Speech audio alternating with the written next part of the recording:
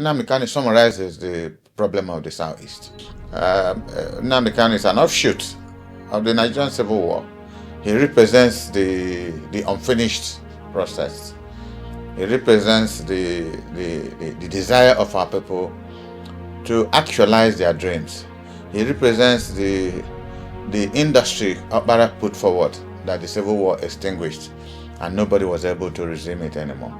So when he speaks, people don't understand his language because it's not commonplace. It's not the commonplace, I will give you road, I will build this, I will give water.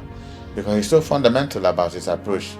Human, the human nature, the integrity of the human person. People can't demonstrate, they kill them, they fire them. So how do you protest really to ask for a change? We are, bottled up, as it were. So, but I have always trusted in the will of the Lord to make changes when it is necessary. Most Nigerians who have lost faith in the political process pray and hope that Peter will emerge to become the future of this country. I pray God that there will be a country called Nigeria, because there has to be a country. All right, Chief Dan Ulasi, once again, is our guest on Niger Unfiltered. Good to have you, sir. Good morning, and thanks for having me. All right, sir, maybe we'll use this opportunity to look at your life journey into politics, role in Biafra, and of course, so many issues that a lot of people don't even know about. Well, that's a history. And some of them in the past I hardly want to get back to, especially what concerns the Biafran War.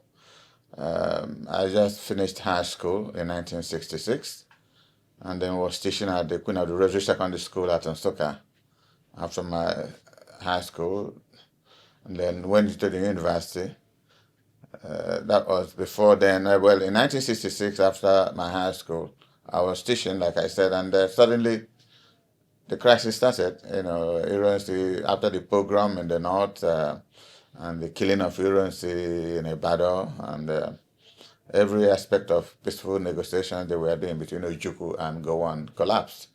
And suddenly we saw ourselves, mobilizing for, then I didn't know what it was, but every day Ojukwu would speak and Gowon would speak. And then some of us, there were a couple of white foreigners, Christian Catholic priests and Reverend sisters who were teaching at the girls' school where I was teaching, because a Catholic girls' secondary school I was teaching at. They told me that they are leaving, the embassies in Lagos are coming into Enugu to collect all of them out.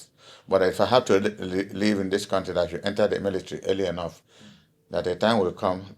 That was the time I had the word conscription. I didn't know what it meant, that you'll be conscripted. I said, what, conscripted for what? They say you'll be taken forcefully to be put in the army. Nobody will know whether you went to school or not.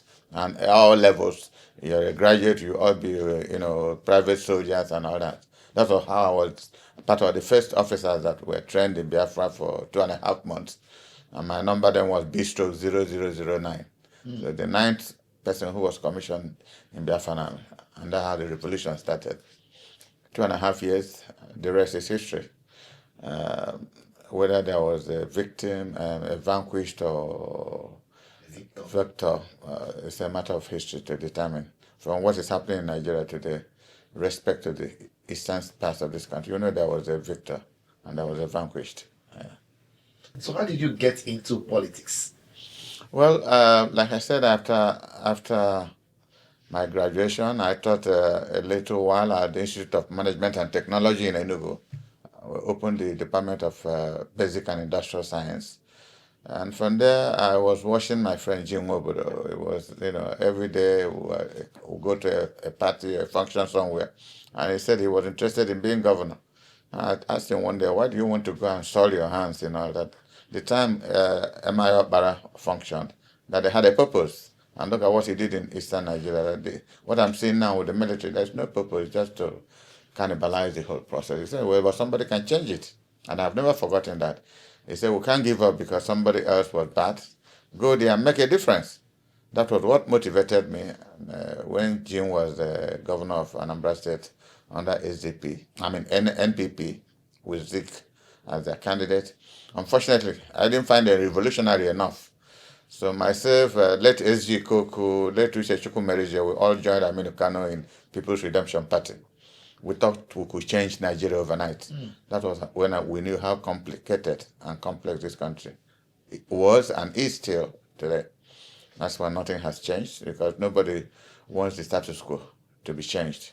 Even when you change one status quo, new status quos come up to take the place of the ones you changed.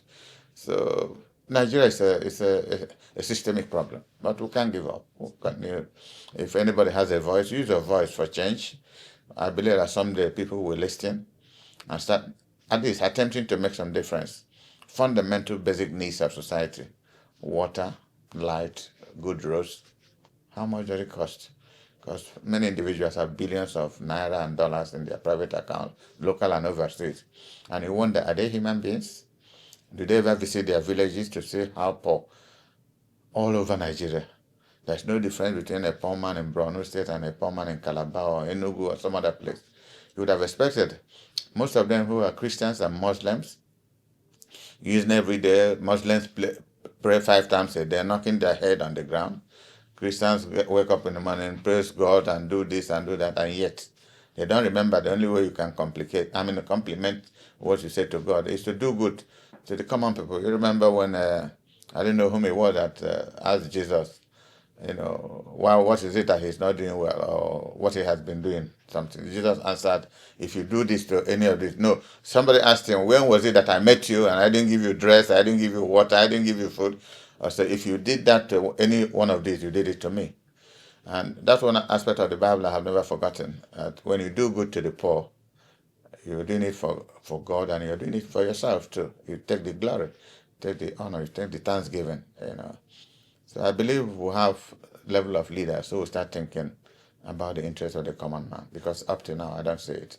Are you worried that it seems that the best of Nigeria is in the past? Everything that looks like our best is in the past. Are you worried in any Well, I'm worried to the extent that the past of our leaders, honestly speaking, we are not materially driven. They were functionally driven. They were result-oriented. It wasn't a matter, it was a joy for you to watch Emma Bara's Premier of Eastern Nigeria, taking political functional context with Akintola in Ibadan, Ahmadu Bello in Kaduna. Everybody boasts of what they have done over a period of time. And people were motivated with that. Go to the National Assembly and you see people coming up, making resolutive presses about what they have done in their zones, what government is doing. So people look forward, either being a legislator or being a governor or whatever. So there's always a vision. But today I doubt if people understand the word vision anymore. The vision is to make money, steal money, to hell with the rest of the people. Nobody's interested. If not, if people were any more interested than it was before, then, like I normally say, 774 local government, I'll continue to say it. Water is not running in any of them. I wonder if any serving governor or past governors can take you press people to his town, not local government, and open a tap and water is running there. It will gladden my heart. That is the level where we have fallen down to. If people do not have sympathy for ordinary water, what is he wanting to give you? When you see them do a project, it's a project that foreign money is being siphoned out, because that's the only way they can take that money out. They start a project, pay for it, and abandon it halfway. That's why most things are not happening. Things are not happening. Absolutely not. So we pray God that we start having leaders who will think of the common good. You still feed well, you still eat well. What do you do if you are giving 1 billion to function instead of using 900 million to do something? They're still up to 950 million. And when the little that is left can't do anything, they share it up and couldn't be bothered because nothing happens. There's no consequence in this country for bad performance. That's why things continue to go wrong. Nobody is praying for a military takeover. But this is what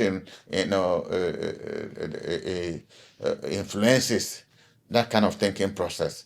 How can we have a change? People can't demonstrate. They kill them. They fire them. So how do you protest really to ask for a change? We are, bottled up, as it were, in a system where there's no light at the end of the tunnel.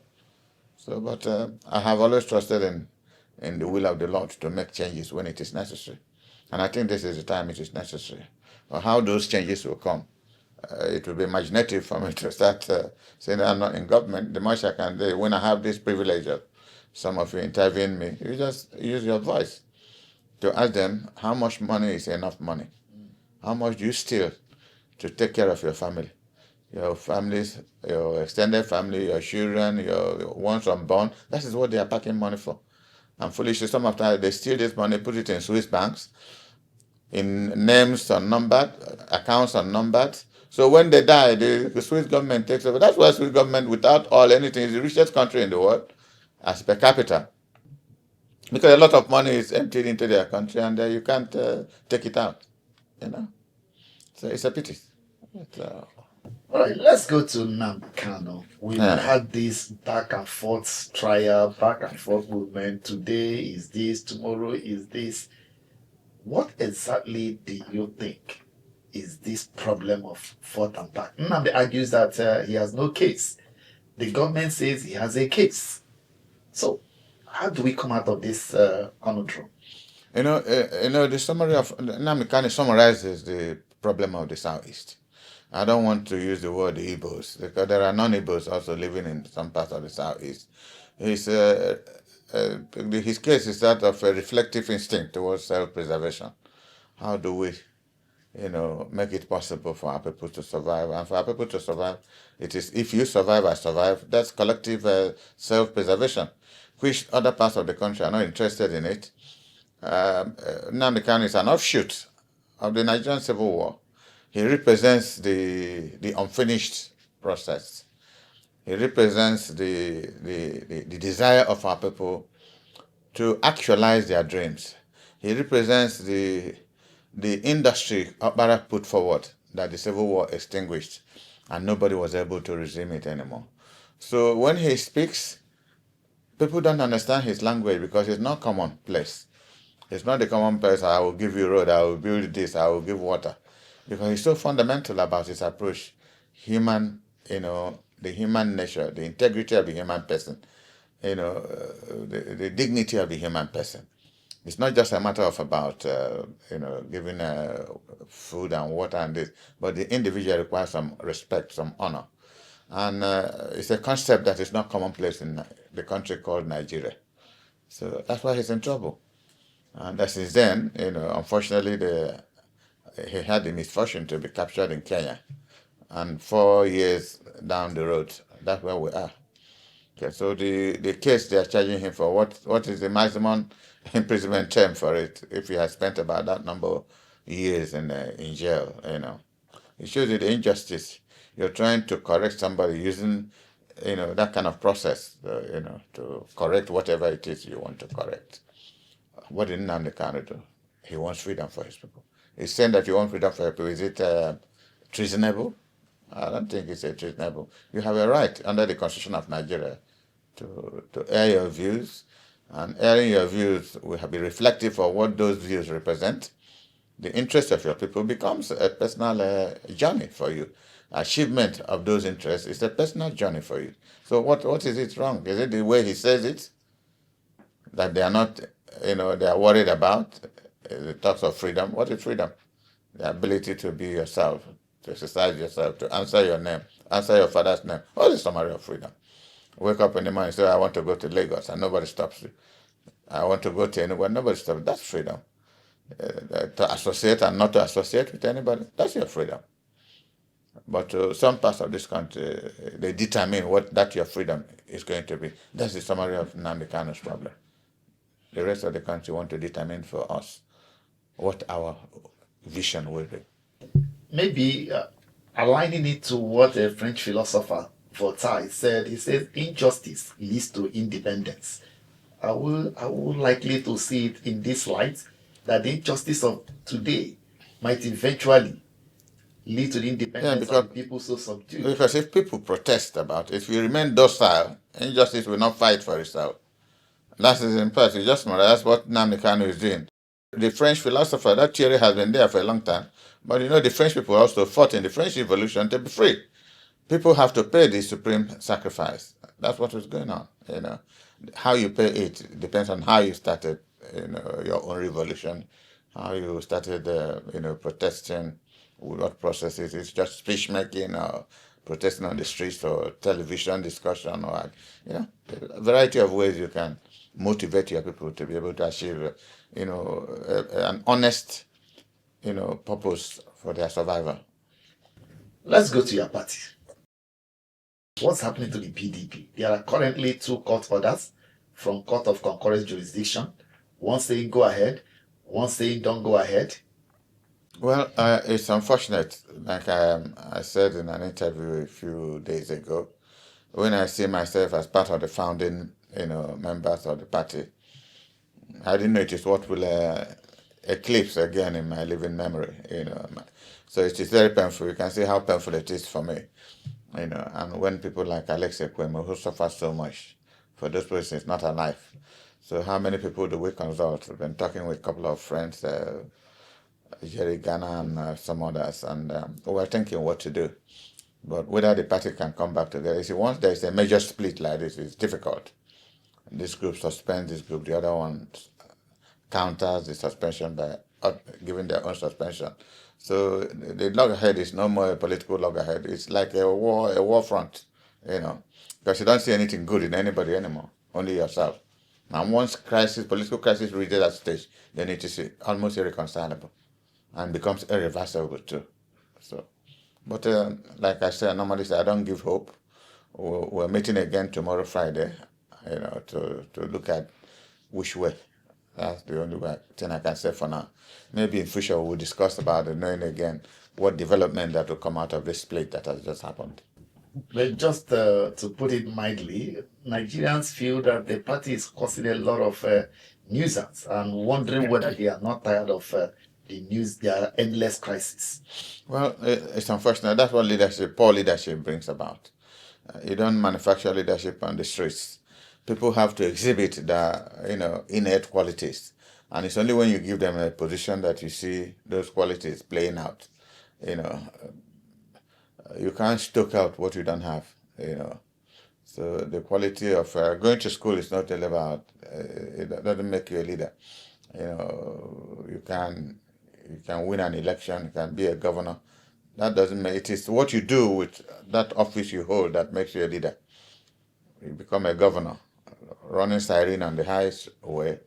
But if somebody comes to your state and sees good roads, and sees water running, and sees lights for your people, then you become a leader, because a leader has a lot of hope and trusted in him on behalf of people. That's why they voted for him, because they believe he can do A, B, or C. And if he enters into office and he cannot do A, B, or C, it becomes unfortunate. And there's no other way to change it. Then it becomes a violent. People start thinking of violent processes to change that system. Some time ago, some members of the party believed that Alhaji Atiku Abubakar was the problem of the party. Now he has left the party, yet the party is not yet able to find its bearing. Can we now conclusively say that Atiku Abubakar was not the problem of PDP? Well, he is the problem, and he's still the problem. How? Because, if you instigate, when you leave a party that you founded, rose to be a vice president in that party, ran for office about 2 or 3 times in that party, and you suddenly form another party, that's injurious. You're not Hail Mary. That's a serious injury. Because he knows that most of the people in that party went in there because of him. And most of them will also leave because of him, as it has happened now. That is in AD or ADC, whatever the name of the formation is. So even if he does not physically or by spoken word condemn the party, his actions speak louder than a voice, speaks louder than the common words, because he's not there. And you can see top members of the party who have joined him. That's a loss for PDP in many parts of this country. Anybody who is deceiving himself about that is not being honest. Why would the party deny a strong member of that party like Sule Lamido from contesting for the chairmanship of the party? Well, even though it's not constitutional, in this country, people do a lot of things on compromise. That's why you see zoning. The word zoning, the only way we represent it in the Nigerian constitution is that federal character. That's the equivalent of zoning. When you say federal character, it means that A takes, B should take, C should take. So in political parties, we say you zone offices. And in PDP, the national chairmanship was zoned to North Central because the presidency will come from somewhere else, deputy vice president will come from somewhere else, president of Senate and speaker will come from different places. So it was zoned to North Central and had expected both APC and PDP in the last exercise had their chairman from North Central. Why should Sule Mohammed, Lamido, come out from North West to want to be? They will hold that, and by the time you wake up in the morning, they are running for president again. All right, looking at the party right now, a lot of people believe that it has pressed the self-destruct button. As presently constituted, do you see the party strong enough to still challenge for the presidency in 2027? Well, it will be daydreaming to start thinking of 2027 now. Okay, the instinct of self-survival is what we're praying for. If the party survives, then you can start thinking of 2027.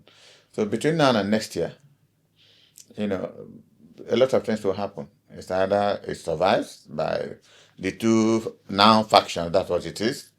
Because at least one section now have I think both sides now have their chairman. So if we're able to come together, resolve the internal crisis, that would be wonderful.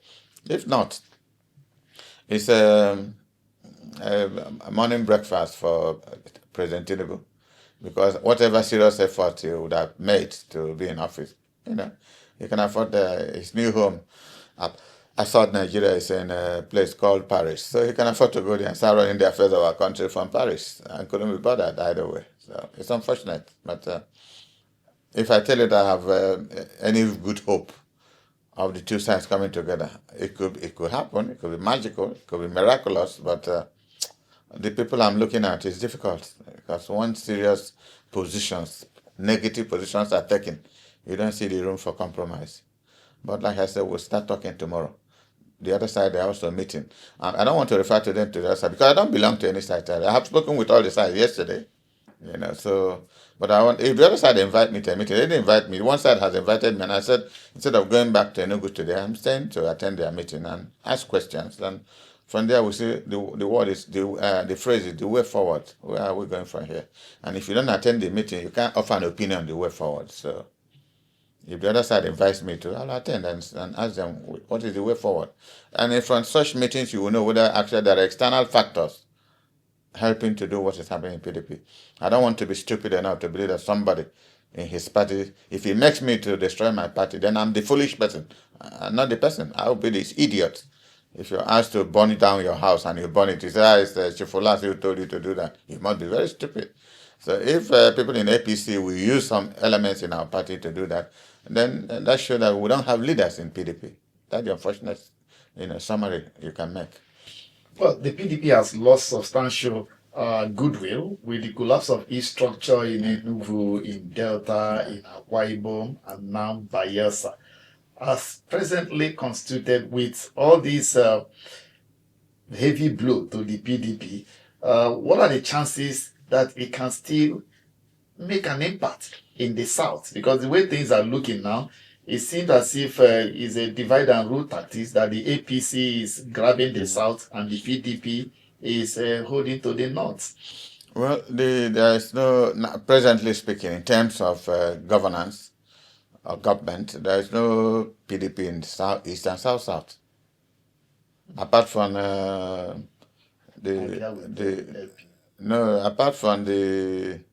I'm talking of PDP. Apart from what appears to be PDP in Rivers State, you can explain exactly what is going on there. So Abia is Labour. Let us watch again for how long it remains Labour. So it will be unfortunate if a governor like Abia, like Oti, who is doing very well, like Enugu governor. I said it in my last interview, I don't know in which station, that both of them are the best performing governors in this country. Very good. If you enter Enugu, nobody will tell you that. You think it was a period of M.I. Obara. He's doing very well. So I don't know what informed him. But when you look at the crisis in the party now, you can see that they therefore anticipated that there was no leadership in the PDP. So why do they remain in a place they might not have nomination to run for a second term after whatever they had achieved. So it's also some element of self-preservation. If you are doing a good work, you want it to continue. At least constitutionally, you have 2 terms to do it. Most of them are in their first term. And if the party does not offer them a future with their good performance, they have the inalienable right to want to have a future for themselves. And if they believe APC it is, no, you don't blame them. I would have wanted them for us all to come back together and think of whether to form a new party, which is the beginning of what I will do tomorrow. When I get back to Enugu, I'm scheduled to have meetings with Enugu governor. We'll sit down and exhaust the future. But all I told them that I will never join APC with them. Instead, I will just retire and watch whatever is happening. There are areas I cannot enter. Normally, since I have done politics, I've never moved from one party to the other. Never moved, not one day. If I feel tired of what is happening, people don't listen to me, I go to my house and sit down. I can't, I don't know why you formed APC. I wasn't where you formed it. I didn't know what was your concept, what was your thinking. So how do I just jump into it and start telling you what you will do? I will look foolish. I had a place I helped to form. We had a view. We ran a government for 16 years. We may not have done wonderfully well. But the first 8 years, Obasanjo did wonderfully well in getting all our debt, dissolved, as it were. Some we paid some, and the others were forgiven. So was a big achievement. I didn't know what Harry did in his 8 years. Instead, he accumulated more debt from the one we paid off, and that's where we are today. So PDP, the future is bleak. I think that's the best way to put it. It's bleak, but it's not, and it's going towards irreversibility, which should be terrible. I don't believe that anything is irreversible, but there are concepts you see. You find it difficult to see which way. There are people you see in politics, you don't take them for granted. You may not like their face. Politics is not about your liking somebody's face, but looking at the actions and his ability, his capacity to take certain actions. Then you have to be careful the way you deal with the person. It's either you're ready to confront him one by one, or you sit down and compromise and discuss. That is what politics is all about. You cannot stay in your bedroom, this person is this. That is not about what this person is. You don't like Kingsley's face. That's your business if you don't like his face. But he is this. He was governor for 8 years. He's minister of FCT. No matter how he gets there, he's a lawyer. He's a lawyer registered in Nigeria. There are things about him that are incontrovertible. All you may not like, you and I, is his methodology. That's all you may not like. But you cannot tell me that 8 years I haven't seen one person who will get up to tell you that he did not perform in Rivers. Nobody. Not even his enemies in Rivers State. That emirs, sultan, igwes were coming to commission projects. They were not commissioning empty projects because they are seeing life. Where there were commission projects completed in his first 2 years, 4 years, 8 years. I don't live in Abuja, but people also tell me that he's making some differential progress in Abuja. Areas where people didn't have roads before, the tarring roads, asphalting them, even with the crisis he has back home. So I normally want to appreciate people. I tell you, there has to be a level of appreciation. Don't be just Mr. No Good. You are not good. I mean, nobody is good. You are the only one who is good. Are you God? How can you be the only one? Even if your enemy is doing well, appreciate him. At least you have, your conscience will be free. That if you pass through a good road and somebody built it, and you ask who built it, they say it's a Shivdan Ulasi. You might as well sigh. But you cannot deny that it's a good road and you're passing through it. You don't condemn, everything that somebody does. No, nobody does that. Some people are wondering why it is difficult for the PDP to act on the FCT minister Wike. It looks as if the party is going left. He says he's going right. Which is the party now? That's he says. He says you lose at this is the mistake you're making. Which is the party? Who is the PDP now? You can see the other day, Professor Jerry Ghana mentioned about a couple of 4 or 5 names. Sought for interview with him. Probably today I will know the result of their meeting if they met, because he's become a force on his own. He's virtually in APC theoretically. In fact, theoretically in PDP, but practically in APC, because he's ready for battle. He's started the battle. And people can't suspend him. Well, who suspends who now? There has been suspension now. You're just drowning your own voice.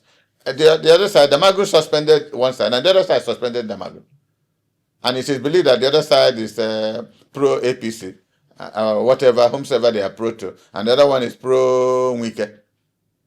So either way you look at it, if they are pro APC, the Damagun group, they are also pro Wike, because Wike is in APC supporting the president.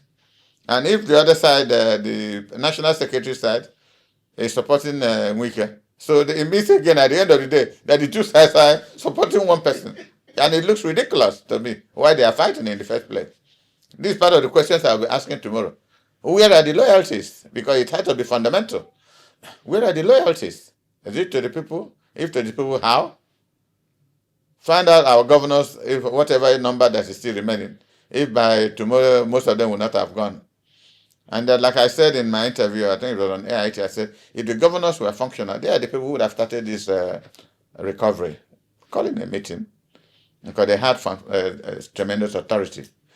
Somebody running a state has a lot of authority, a lot of finance, and make contact, offer opinions, and they have the resources to implement whatever decisions they take. And if they were in love or they had any good feelings for this party that brought them into national limelight, so they will not forget that it was PDP that made them whatever they are, politically speaking. So they would have at least made a little effort to see whether the party will survive. Instead, the effort they make is when who will be presidential candidate, who will be vice, who will be this. That's not the survival of the party, because the party has to survive because candidates emerge. If you don't have a plan, now there's no platform. Is there really trust within the party right now, especially among the governors that who are voices or influential figures in the party, that those who shout today we are doing this, the next day you hear they are now embracing the umbrella? Is there any trust? Can anybody be trusted? Well, that's the question. The word trust is in politics. I doubt if it exists now. The only trust, that if you're seeking for a particular office and you're able to get nomination and you win an election, then you can say the party is there's trust in the process that brought you up. Beyond that, the trust is selfish trust. Trust on who? For who? You can governor in Taraba and some other place. I don't know whether they have joined APC, because before they split, there were already indications that they were moving. Look at the Bayelsa governor that I attended 2 or 3 meetings he called. He told me I came. We had Southern PDP meeting in Lagos. From there, we all went to Abuja with Oyo governor to discuss our future. Where are they now? Where are they? He resigned from PDP just before the split. So you don't know whom you are discussing with. That's the explanation of the trust. If I had trusted in so much, that would be foolish trust, because you're trusting somebody, as we are discussing now, planning what to do tomorrow. And tomorrow, actually, you're expecting that decisions we have reached to be implemented. And I see you or you see me doing something else. Well, is that trust? So the word trust is kind of flexible. It depends on who is trusting and from where he's trusting from, where he's going with his trust. For what purpose? Is it collective interest or is it selfish interest? Then what is the fate of the Southeast in 2027 and what are their chances? Our fate is that we're praying God to be alive. We never had anything since 1970. Apart from the little effort Alex Ekweme made and was able, under MPN, to be chairman. Vice president of Nigeria. I'd always said that each time I'm asked that question, I only give one answer. We don't need to be president of Nigeria or anything to develop the Southeast. All we need is for our 5 governors to be indigenous of Southeast, to have the interests of our people at heart, coordinate their efforts. Our place will be as good as Taiwan or Japan. We don't need Abuja or Lagos to do it. Because if you go to Lagos, 80% of developments they are up from people. It was done with from people from our region. Even in most parts of the north, the same thing. So we can afford to put our house in order and then develop our place. If we can do it for other people, we can do it for ourselves too. And it is circumstances like this that push people to start thinking home. Knowing fully well that if you don't develop your place, how can you claim leadership? When the war started, people ran home to find out they don't even have a place with their families to stay. That's why at the end of the war, people started building houses, the whole of the Southeast. So I hope that will translate into proper development, industrial development, estates and such things. And they're happening in most places now. So it might not, it takes time to do, but it might not be immediately visible, but a lot of work is going on in the southeast.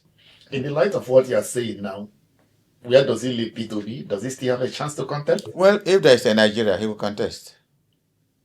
If there is a Nigeria, politically speaking, I think P2B has one advantage. He has gone beyond the call of duty being an Igbo man. He's a Nigerian. People look at him as a Nigerian hope, which is an advantage he has that no other leader has it.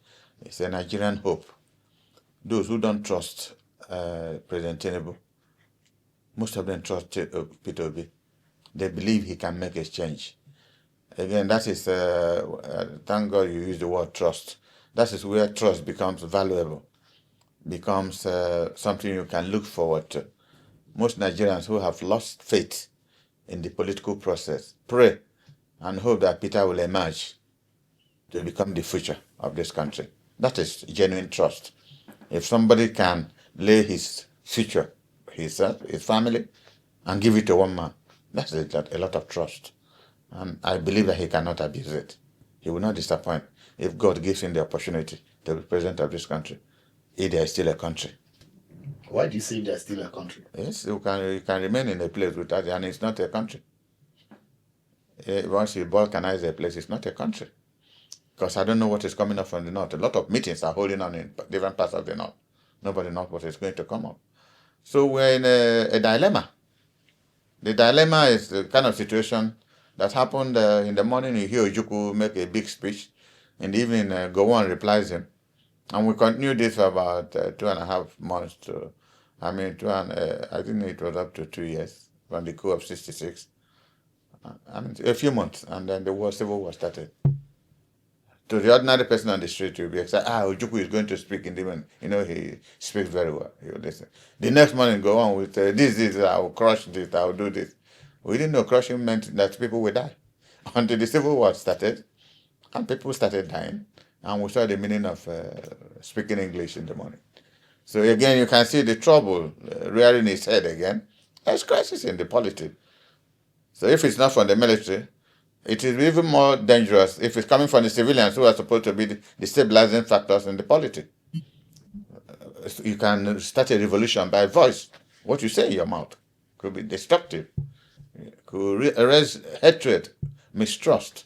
A lot of things could happen without really firing a gun. What do you make of Trump's claims designating Nigeria as a country of particular concern? Well, I'm one person who I don't take whatever Trump says seriously. He has a lot of problems in America. He should go and face his problem. But as a leader of the free world, he should take anything he says, not with a pinch of salt. But if it affects your country in one way or the other, and it is relevant to trying to make amends, if I were Tinubu and what he's saying, because I've seen bishops making speeches from Plateau that there are killings going on there. So at least for once, he says something that is happening. You may not like that, but it is true that there are killings. Because I've seen Anglican and Catholic bishops in Plateau saying there are killings going on. And who are doing the killings? Islamic fundamentalists are doing the killings.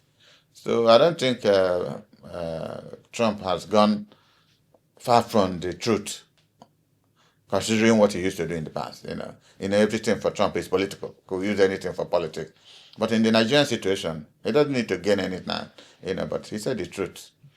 People would have petitioned him. Maybe people in the Congress who had received petitions from Nigeria would have told him. And America has a lot of security establishment in Nigeria to be able to find out exactly what is happening. So he's not talking out of beer parlor speech. There must be enough evidential proof that something like this is happening. And he said that. And you can see our government struggling to explain. They are not defending. They are struggling to explain out themselves from what he said. And it's not been successful. They have done it very poorly. How do you feel when Nigerians seem to be excited by what Trump has said and seem to embrace it? And some of them are even saying, when is he coming? How do you feel? And how should the government feel with this kind of reaction to... You're talking of Trump wanting to come here to fight. How do you know who is going? The bomb will fall on his head. When an artillery bomb or something is dropped on the air, how do you know where it's going to drop? If people are being killed in Plateau, maybe the bomb drops on the same people that are being killed. And the people killing them maybe from Sokoto or Zamfara or somewhere. How do you know? So it's a very complex issue that you don't pray for. There might be other diplomatic pressures to be used. I will regard the statement of Trump as part of the diplomatic pressure, for government of Nigeria to be brought to sit down and talk and look areas at Plateau, Benue, and other places, Zamfara, where killings are taking place. Who are the people carrying it out? I think that's the best way to look. Nigeria under President Tinubu is fast drifting to almost like a military rule. People are not allowed to protest. If they gather, it's either the court is giving you restrictions where you should go, or the police is tear gassing them and picking them up. What should the president be doing to de-escalate this tension? Well, that's the president. I have said before now it was executive and legislative rascality. We have entered into judicial rascality. So your question is answered. There's no hope. Something has to give somewhere. Because the judges, the high costs, the legal processes we are hoping for, they're even worse than the executive and legislative form. Because you pay money, you take a judgment. You pay money, you take a judgment. So we're in a very dire situation in this country, presently. Very dire situation, So I don't want to believe that must God come to settle every problem. We are human beings. God have given the initiative to think, use our common sense to distinguish between bad and good, and if we can't do it, then it's a pity. So if we see anything, we should be responsible for our own actions and the resultant effects of those neglect, omissions, or acts of inaction. We should be courageous enough to accept that we are blamable for all those actions or lack of it. As we wrap up 2027, what are your thoughts generally? I pray God that there will be a country called Nigeria. Because there has to be a country before we can talk of 2027. With these latest developments of factionalizations, you don't know what. I'm just watching to see what comes up from the north and what Tinubu will do as president of Nigeria. He is the president until 2027. I want to see him. He's an APC president, but he can also. So he needs stability to want to contest the election in 2027. What is happening in PDP and in some other parties could lead to instability. Labour has a problem. And I just hope that Tinubu is not the one engineering this to make sure they stop P2B from having a platform to run. That's one essential aspect people have to think about. There's crisis in PDP, there's a crisis in Labour Party. Are these things happening to make sure P2B does not have a platform? If that is what they think, then they are probably biting more than they can chew. I hope it does not happen that way. Thank you very much for obliging us your precious time. My pleasure, always. Once again, congratulations on your forthcoming birthday, sir. Yes, thank you very much. I tap into the grace.